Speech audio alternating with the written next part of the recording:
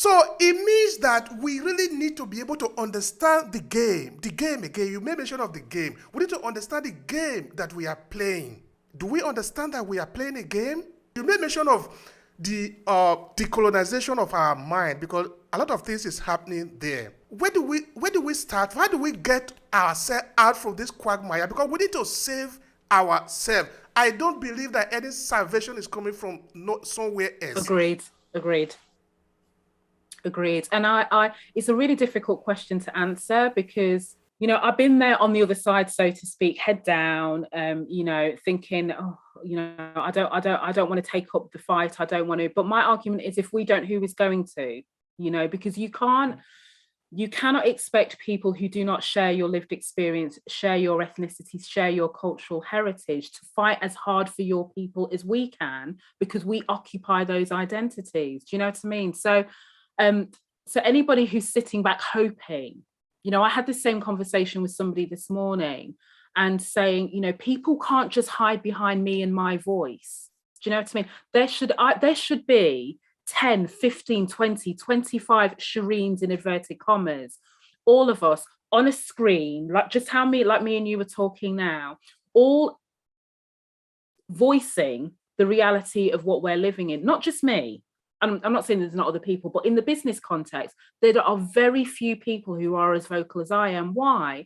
Because they're worried about what they're going to lose. They're worried about the money that they're going to lose. They're worried about the white people that's not going to engage with them.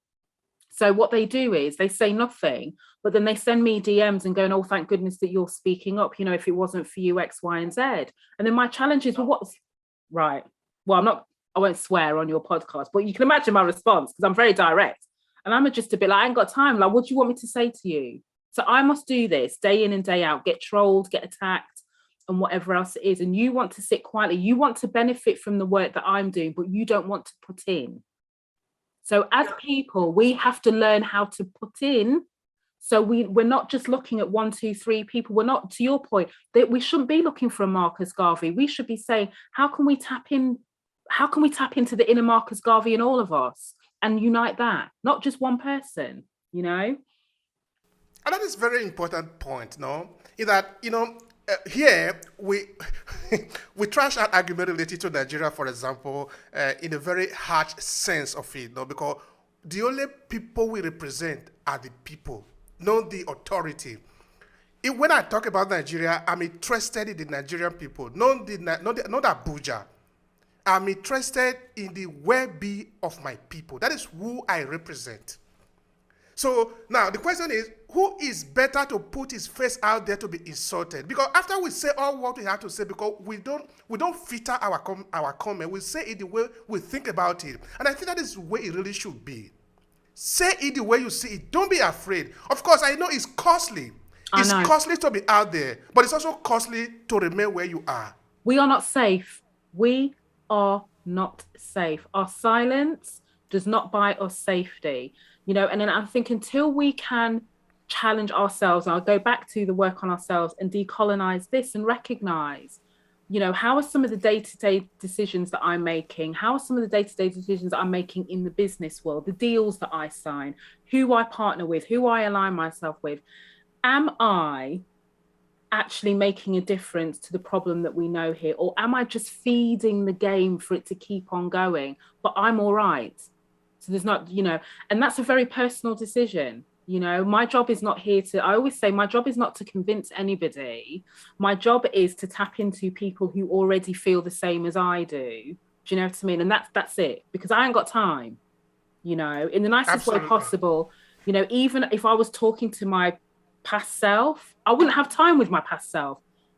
Shereen, when you've made up your mind what you're going to do, then me and you can deal. Right? So now what I say is, I will do whatever I can to align with people who, you know, who are willing to risk something, back to your point, are willing to risk something for the greater good of our people. If you still need to hide behind me, if you still need to be convinced that it's risk-free to speak up on behalf of your people, you are not ready. And actually your reliability. That's how I feel. Mm-hmm. And that is correct. That is absolutely correct. Of course, that's something I was going to ask. Anyway, I know that part of it we have already actually trashed. Would have to do with Is there even anything that the Africans in diaspora can do to be free from this sickness? Because I look at it as a sickness of the white people. Is there something? Because, like in the United States, they say, raise your hand, you raise your hand, yet they shoot you. Do I need to go naked on the street so that you know that you, a policeman, you are not in danger of my bare hands? What do African in the diasporas, in the case of the Ukraine issue, what did they do to be that, okay, now you are not qualified to be saved, so we are going to leave you behind?